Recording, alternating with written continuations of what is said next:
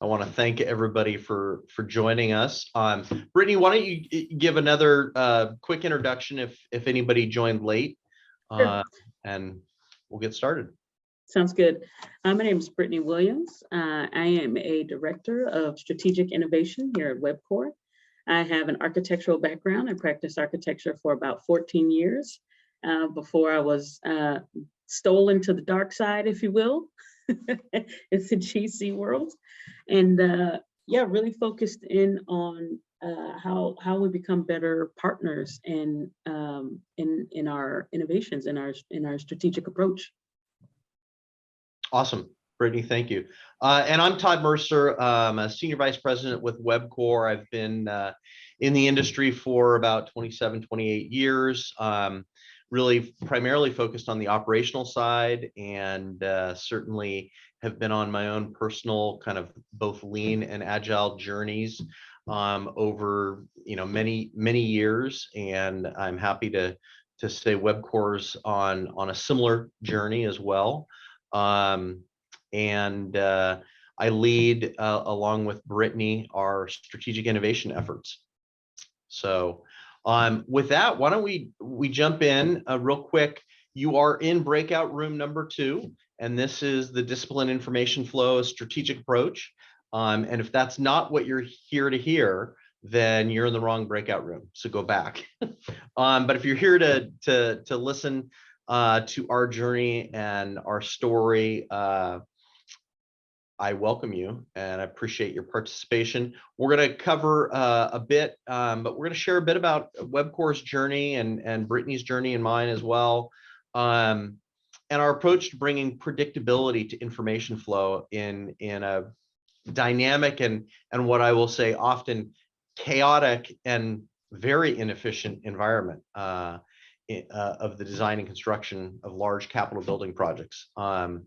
So we're going to start off with a quick introduction for those that may not be familiar with WebCore. So we'll jump into that. But in short, WebCore, we're a California-based general contractor with offices in San Francisco, Alameda, San Jose, and in Southern California in Los Angeles and San Diego.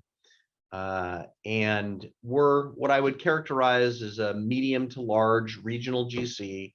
We do anywhere in the 1.5 to 2 billion range of revenue per year.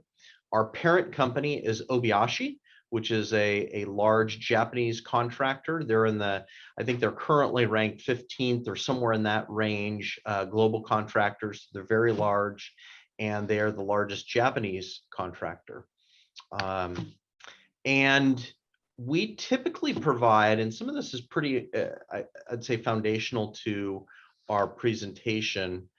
We typically provide end-to-end GC services, really using a variety of delivery methods or models across a variety of market sectors. But there's 3 key elements about what we do and how we do it that are relevant for this group. And so I want to highlight those. One is our projects predominantly focus on buildings of highly customized products. Most of our customers demand very unique products. Might even go as far as to call them extreme sometimes, extremely unique. And most of our projects, there really are limited opportunities for high volume repetition. So that's one of our challenges that we face, but that really kind of describes a lot of our customers, not all. And in the last 10 years, our customers have been demanding, both in the public and the private sector, more design build and alternative delivery methods. And they come at it from a variety of reasons. But as a company, WebCore sees that as a significant opportunity. So you're going to hear a little bit about how we're kind of leaning into those alternative delivery methods.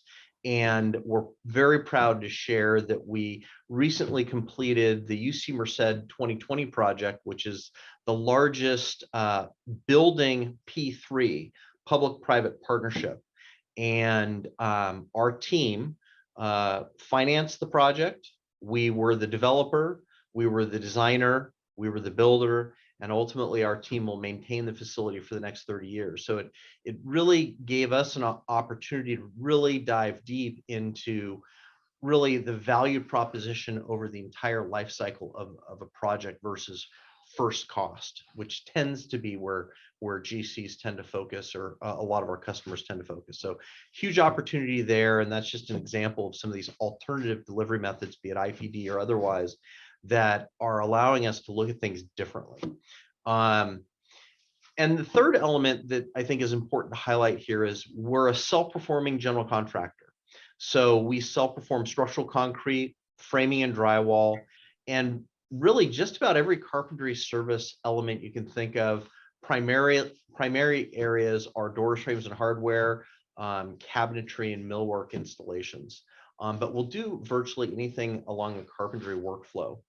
And that's important because we're close to the work, and we're, you know, not just a general contractor, but we really understand all aspects of what it takes to deliver. And these are very important relative to the context of disciplined information flow and our approach to that. So here's our agenda. We're going to keep it pretty quick, and we'll allow some time at the end for questions and discussions. But we're going to start with a little bit of background information to give you context, define what is disciplined information flow, why we think it matters, and our basic approach.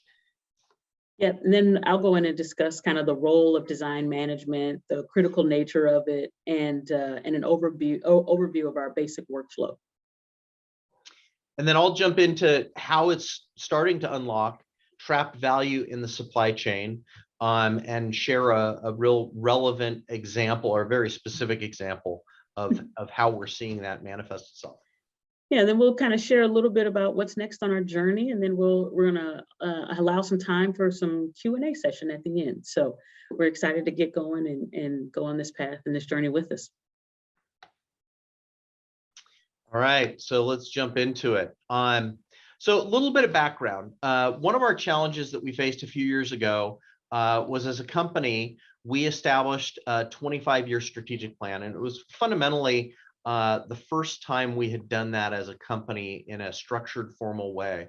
And at the essence of that strategic plan, I won't bore you with all of the nuances around it, but at the essence of that strategic plan was this BHAG, or big, hairy, audacious goal. And it's really about revolutionizing the construction delivery model to provide twice the value. So there's really, I'll say, two elements here: the construction delivery model and increasing 2 times the value. And we'll define that a little bit more, but that BHAG as a whole becomes our summit. You know, that's our target, that's our vision, that's our guiding light of where we're trying to go. And we broke that down into what we refer to as base camps, or intervals, kind of interval milestones that we can measure, and we can get more tactical and really kind of develop action plans. And so that's really how we've organized the strategic plan. And I'll touch on really the 4 initiatives that are wrapped around the first base camp. And that's broken down into 4 different areas, and 3 of which I refer to as kind of block and tackle, kind of foundational, and then the 4th is a little bit more novel. So the first initiative is wrapped around employee experience. So this is fundamentally about being the builder of builders, and the choice for people.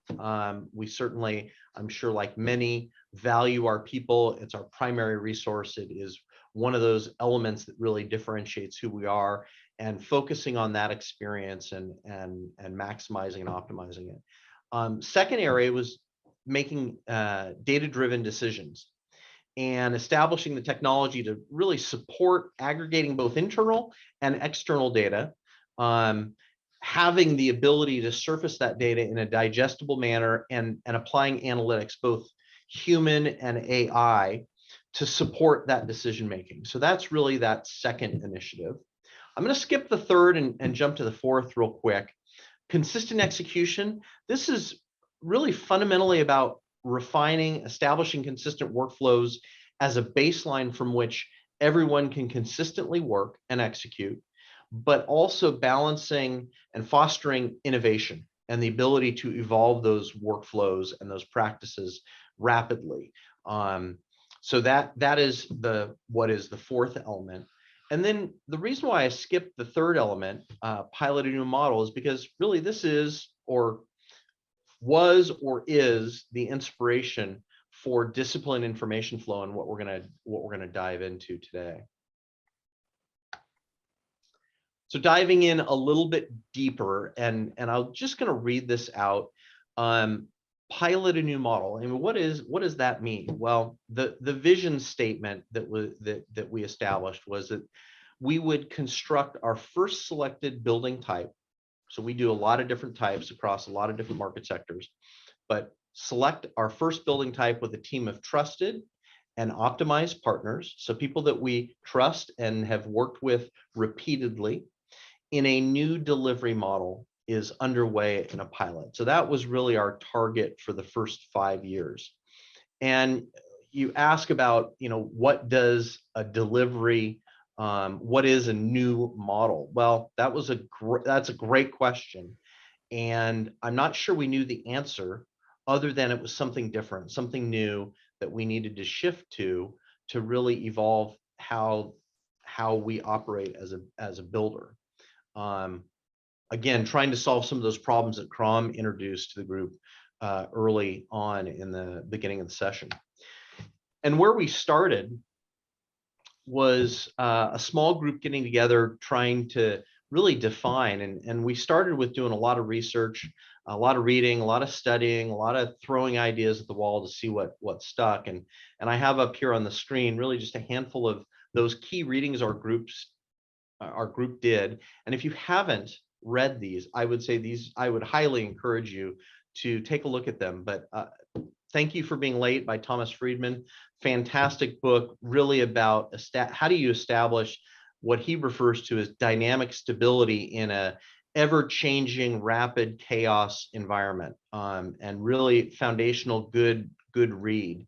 The World Economic Forum, Shaping the Future of Construction, they mapped out some scenarios of what construction would likely look like in 10, 15, 20 years. And they wrapped it into 3 scenarios, which ultimately not one of the scenarios is going to play out, but it's likely to be a combination of the 3.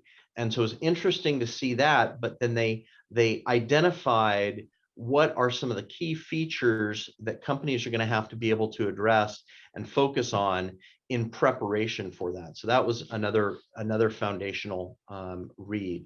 The other 2, McKinsey, The Next Normal in Construction, certainly their prediction at what construction is going to look like, and FMI, New Day, New Mindset, really rethinking offsite construction and what that is going to look like and how that's going to make construction stronger and solve some of those foundational problems.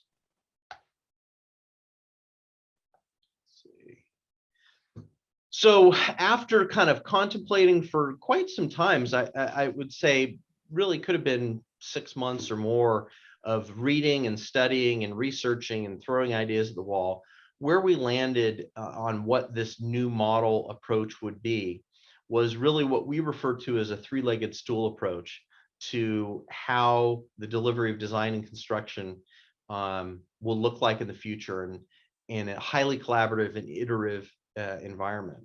And it really breaks down to 3 elements. Disciplined information flow, which by itself is a fairly simple concept. We need to have the right information at the right time to plan, to efficiently plan and execute our work. So that really is, at the simplest level, that is what disciplined information flow means to us. Efficient on-site and off-site production. This is really designing the site for work that is done off-site as well as on-site to operate like a factory, to operate highly efficiently. And the third leg is design optimization. How do we optimize design through standardization, integration of workflows, and ultimately produce higher performing products? So those were really the three legs of the stool. And then the question becomes, where do we start? And the reality was we kind of started in all three, but relatively quickly we learned that disciplined information flow is very foundational. If you don't have the right information at the right time, how can you advance the other two areas? And the reality is it's kind of a predecessor to the other two. We continued to lean into all three, but ultimately we had to focus on disciplined information flow. And we formed a hypothesis, and this becomes very foundational. And again, I'm just going to kind of read this to you. Having the right information at the right time will enable the supply chain to effectively plan their work, which in turn will allow the supply chain to operate at significantly higher levels of efficiency and predictability, resulting in significantly increasing value to the customer. So that was after a lot of thought, a lot of thinking, a lot of throwing things at the wall. That was where we landed in terms of our hypothesis. And so just to recap it, if we have the right information at the right time, we in the entire supply chain, and by supply chain, this is really all of our trade contractors as well as their sub-trade contractors, their suppliers and vendors, all the way downstream. That will enable us to operate significantly more efficiently and at a higher level and bring greater value, and really maybe even move us towards the goal of increasing the value by twofold. So the idea wasn't that this holistically would get us there, but it was a good place to start. And as I mentioned, in this process of discovery, we really learned that disciplined information flow was pretty foundational for everything that we wanted to do and how we wanted to advance. So we started this process, I guess, fundamentally, rather than pointing at others and trying to change the industry, we chose to look inward. I think that really evolved out of our lean journey is look at yourself first. We took inventory of what we were doing well and what we could do better. And in short, as builders, what we found is that we consistently wait to receive information and respond to it. Then when we do get it, we complain when the information we needed wasn't there. So the classic example is at the various iterations of the production of design, be it 50% design development, 100% design development, 50% construction documents. We kind of wait for those issuance. We have our expectations of what we're going to get, and then when we don't get it, we complain about it. And so rather than look external, we chose to flip this upside down and modify, start thinking about, okay, how can we work differently? And that was, we had already started a lean journey, but that was a catalyst to really invigorate the lean journey. And it also really, through some exploration with some other speakers that were part of WebCore, started to really look at agile as potentially a better culture, a better system of tools and processes to address the ever-changing and very dynamic environment that we work in. So that was really goal number one, was to evolve how we worked as individuals and as a firm. And then the second goal was, how do we improve our communication?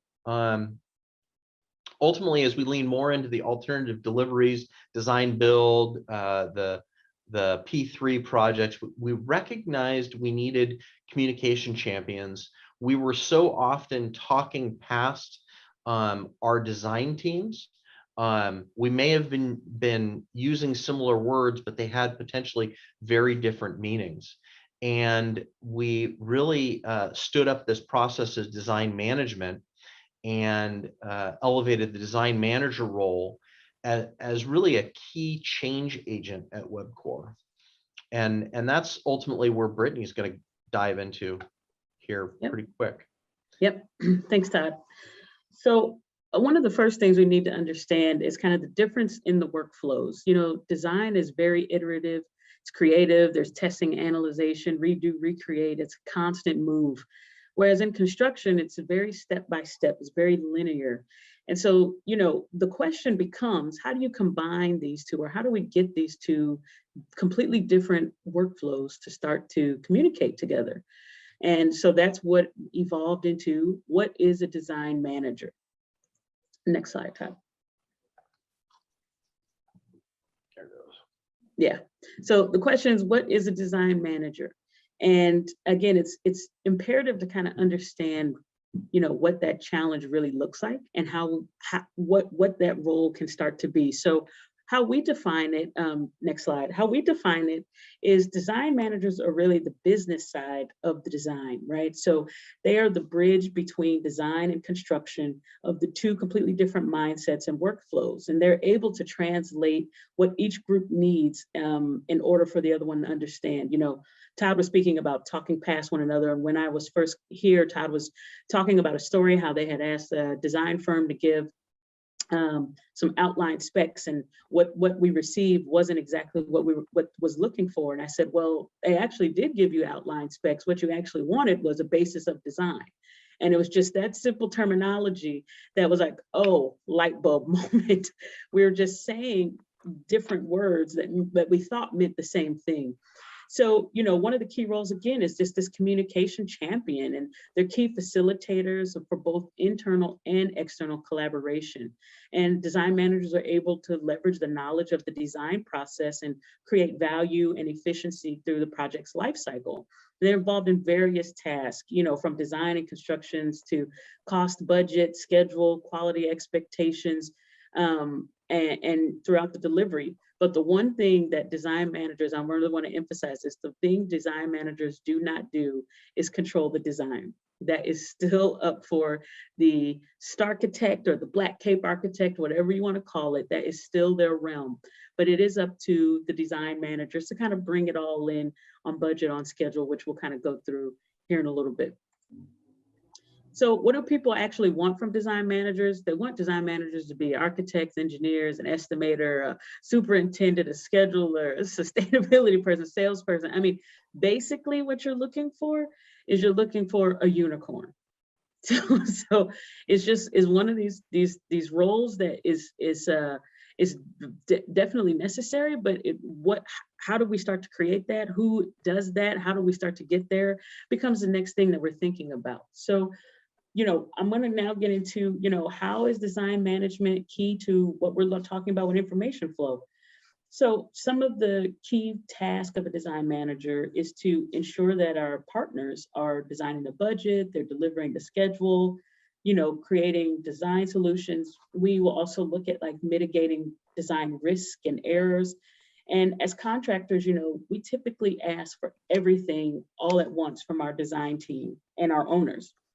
And now what we're trying to do is we're taking the agile approach of using kind of this like just-in-time information release points, which is actually making us do a deep dive into what are we requesting of folks. So what we found is that by having small batch releases, we're able to maintain the start of our necessary construction activities while also being able to marry the iterative process of design and the linear process of construction.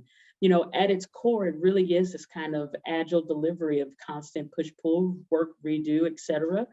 And the DM, the design manager, starts to connect the construction and the supply chain with the design process. So everyone is informed of the impacts. And so, you know, going into the next thing, I want to talk a little bit about what is our workflow. So the question becomes, Todd, go ahead. Sorry, next slide. So if you're looking at our workflow, up on the screen right now is kind of our traditional workflow, right? You see the traditional approach is we have a decision from an owner. Uh-oh, someone mute? Anyway, we have you have a decision from an owner, then the design team will draw it, and then we'll figure out what kind of construction activities, and we'll hit a milestone. And typically what happens is we have the milestone is like, let's just call it the butts in seat date. And as design and owners' decisions may push, this date doesn't move. So what happens is we have to do a lot of firefighting in the GC world in order to make up or reconfigure what's kind of happened on that back end. So what we're trying to do is we're trying to implement a new discipline information flow where we're actually starting with the back end, with the butts and seat date, and pulling all of this information. So by starting with that, we're saying, okay, we know when we need to have folks in the seat. We understand how long our construction task and what it's going to take to do this. Now we're able to talk to the design team and say, okay, designers, at this point in time, we're going to be looking for this set of small batch information. We're going to be looking for this set of small batch information. And then our design teams are able, with us in conjunction, work together and to notify the client to say, okay, here's where we need the decision made. Because as working in the design world, there's nothing more frustrating than designing something and then having to change it and redo it 700 times. There's just nothing more infuriating than that. So once we what it does and what we have found is that by pulling this information forward and pulling a ton of these unknowns forward, it can be uncomfortable when you're first starting out, because clients are often asking, why do I need that decision if we're not going in the ground to here? But we're able to illustrate exactly why and what's happening and the reasons behind all of that. So internally at WebCore, what we're doing is we're focusing on those self-perform groups that Todd had mentioned earlier. They're a core to who we are and what we do. And as we can improve the information for the self-perform group, we'll naturally improve the information for everyone else. So I just wanted to show you guys just a couple of quick tools of kind of what we're doing. And so on the screen, you see what we're calling progressive freezes. And this is just a way of showing and indicating how we're doing some of this small batch design freezes or geometry freezes, just to illustrate, here's the main topics we're looking to kind of have a baseline assumption so that we can move on in order to accommodate the iteration and the construction process, but everyone has an understanding and a baseline of what we're trying to move through and how we're moving through. Another tool that we're used is what we call a visual schedule. I often say no one outside of the contractor world can read a P6. So we've developed a tool that is easy for folks to understand kind of the why we're asking for the information or the decision as early in the time frame as we are. And so we created something that's an easy way to communicate with our design partners and with the owners and the clients. And kind of the last tool I just want to kind of flash up here is, this is what's a decision waterfall. And so what this tool is it lets clients know in which meetings and which cadence we're going to be presenting information. And by we, I mean, I'm talking as in the design build world. So it's our entire design team, but when we're going to be presenting information, and then when it's going to be necessary for this decisions to be made. And this image is a little smaller, but it's basically, we've identified a cadence and we've identified which topics we're including where, and we've said, when are we needing approvals? And so no one is, we just are about radical transparency. So everyone understands the task at hand. We're trying to be very, very, very upfront about all of this information. And, it's been really, really, really great so far. And like we said, we're trying to unlock as much as we can for our self-perform groups and really bring in this discipline information flow. And those are just some of the tools we're using to become better at our discipline information. And by being more diligent with information, we believe that this can unlock the supply chain, which Todd is going to speak to. So a couple things. As I mentioned in the beginning, self-perform is core of our culture. And it's about the hands-on approach, being close to the work. And as I mentioned, we have this, what we refer to as an end-to-end carpentry workflow. And that's important because it allows us to establish workflow and establish information flow that supports that.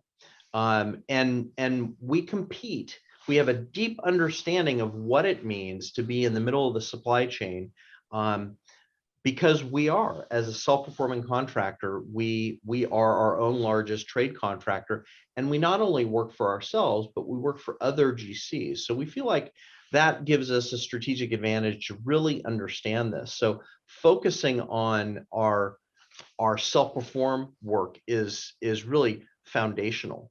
And I want to share a brief story about our concrete group. We were awarded a project working for another GC. And as part of that award, before they actually gave us the project, they said, hey, we're going to do a best and final. And basically what they were looking for was for us to take a haircut, if you will, tighten our number, really give them our best, and they would give it to us. And they, these are not insignificant. These are hundreds of thousands of dollars. And rather than just squeeze our number and give money back, we doubled down on it. And what we did was we said we would give them twice as much than what they were asking, but we would make it conditional. And it was conditional if we could have information when we needed it. And we, as a concrete group, they can define exactly what information they need to plan the work and map it out a number of weeks before each pour. So we ultimately gave them the opportunity to incrementally, floor by floor, if you will, receive value back from us if we got the information in time. And the outcome of this story was kind of interesting. And you might ask, well, did they get there? Well, no, they didn't. It was harder than they thought. They loved the idea. They loved the opportunity of getting back more than they had intended. And they got about 80% of the way there. And what was fantastic about that is it enabled us to beat our schedule and beat our productivity, and we were able to, at the end of the job, rather than incrementally, give back the credit at the end of the job, even though they really didn't meet the obligation. And it really just validates our hypothesis that there is trapped value in the supply chain, that if there is a reliable, disciplined flow of information, then we can actually provide value to our customer. And so we expanded and kind of expanded our hypothesis. If we can operate like a factory, we can unlock trapped value in our carpentry work. Well, the expanded hypothesis is if we can unlock trapped value in our carpentry work, then we should be capable of unlocking trapped value across other trades in the supply chain, which will, again, move us closer to this strategic goal of providing 2 times the value. So as a company, we're doubling down on disciplined information flow as a result. So what's next in our journey? Yep. What next is really focusing on design optimization. We've already started these efforts with our discipline information flow, and we're going to continue refining those workflows and those tools and expanding it to all of our projects, regardless of the delivery model. We're going to be also expanding the use of alternative delivery strategies, which Todd had spoken about earlier with P3s and integrated delivery of design and construction, design build. All of those things are really starting to kind of wrap our minds around and going to continue to further explore. This is really around fostering deeper partnerships and leveraging the power of the team and working together over and over and understanding how we work and developing those kind of standardized pieces, or if you will, the kit of parts, developing a consistent language that we can start to speak with one another. I often joke with Todd and I say, as a designer, I don't know why I have to draw a handrail every time. I mean, just what are we doing here?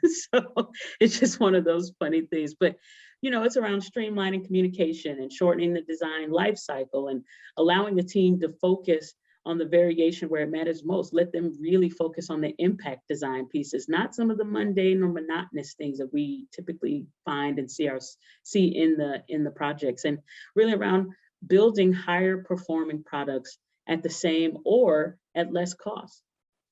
And ultimately, the hope and our strategy here is that by optimizing opportunities for offsite fabrication automation, this will help us advance the goal as well. And ultimately, we're trying to really rethink the integration of design and construction. What do design and construction, what's the relationship that is going to be able to optimize this? And ultimately, it's an effort to drive predictable and disciplined flow of information in a very chaotic and ever-changing dynamic world. So with that, I want to thank you. Hope sharing a bit of our journey and our story, you found that insightful and maybe a little inspirational. And certainly design and construction has a long way to go to kind of solve some of those foundational problems that Crom introduced at the beginning. And we need more people on the train. So with that, I'm going to stop sharing and open it up for questions. Todd, great job, Todd. It was awesome. Any questions? Yeah, Todd and Brittany, talk about how you've developed the ability to capture data from the field in order to drive the lean process, the integrated delivery process in your practice. So a couple things. One is collecting the data that we are gathering. So one, you have to have the infrastructure to capture that data from all the different systems that we use or the different tools. So that has been part of our strategic plan under the discipline decision or data-driven decision making, and ultimately capturing that information, housing it in a location where we can now surface it in a way that it's digestible. I think that's very key. Is just to throw data at people almost does them no good. In fact, it can work against you. But how can you serve it up in a way that people can digest it, can take it in? And we have been leveraging one, to collect data across all of our platforms in what we call a data lake. And we leverage some tools to help us do that. And that's running in the background. That's really invisible to most of the users. And then surfacing that data in different ways. And we've been building a lot of what we refer to as dashboards, leveraging Power BI to surface that data and look at it different ways. And that's an ongoing effort for us, because at times we don't know what we don't know, or we don't know what we need. And so the more we can surface information in different ways and spur creativity and questions about the data, the better. And we've gotten to a point where we're now starting to lean into self-serve data. So we have a series of dashboards that surface kind of foundational information that we think is important. We're constantly evolving those and building more, but also providing that data in a self-serve type environment. And that's kind of our next area to deeply lean into. Yeah, and I also want to say one thing that we are very cognizant to continue to do is we continue to go out to project sites, and we often have team meetings and understandings of pain points, what worked, what didn't work. So we're in a constant feedback loop in order to build these tools and to make them more efficient for the end users. So I just wanted to add that in with what Todd's saying. Thanks, Randall. Yeah, thanks, Todd, for sharing that. What type of systems are you using to build these dashboards and to build that self-service data output? Yeah, so we're using, to get very specific, we're using Power BI to build most of the dashboards, and then the self-service side of it is being done with Smartsheet. Okay, thank you. Yep. Hi, this is Renee Gratton in Ottawa, or near Ottawa, Canada. I'm curious. I've been advocating and working on a change management initiatives for several years now to address the issue of industrial construction, renovation, demolition waste, called Mission 2030. And lean and agile, I've found either from extensive research or working on projects myself that have integrated lean project delivery and so on, definitely make a big difference in eliminating waste generation right from the concept, the design approach. I wondered, my question to you guys is, do you have data on your waste generation prior to, and are you able to, are you consistently tracking that information to see if how much difference you're making with respect to eventually, hopefully, eliminating your waste generation? We do. We actually have stood up, I don't know, probably for a couple of years now, a dashboard around sustainability as a whole. And Right. part of that is collecting the data across all of our jobs on not just waste generation from a C&D standpoint, but also how we're handling it on the backside. So we're trying to measure or benchmark two things. One is the reduction of the generation on the job site of C&D waste, and then two, how we handle it. We've been doing that for about, I'm going to say maybe 2 or 3 years at this point. So there's not a tremendous amount of data out there, but that is the formation of us collecting it and starting to benchmark how we're handling it. We recently, one of our projects, Genesis Marina, which is in South San Francisco, actually, technically, I think it's in Brisbane, but it is True certified. So one of the challenges with measuring waste and not just the generation of it, but the handling of it from a recycle standpoint is there is very little consistency in terms of how the receivers of the C&D waste are measuring.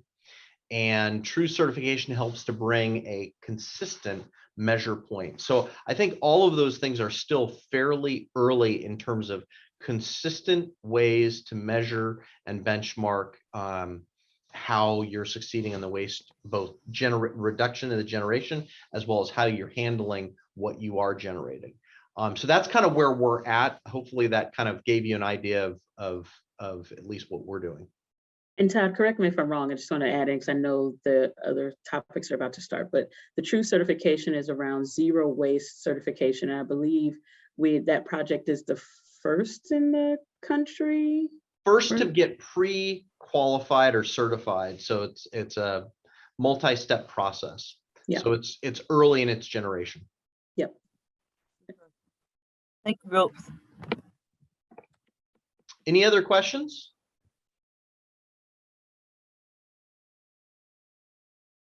Wait for the awkward silence. All right, well, a few minutes before I think the panel discussion will start at 9:20, so that'll give you guys a few minutes, maybe for a bio break. Want to thank everybody for participating, and take care. Thanks, everyone.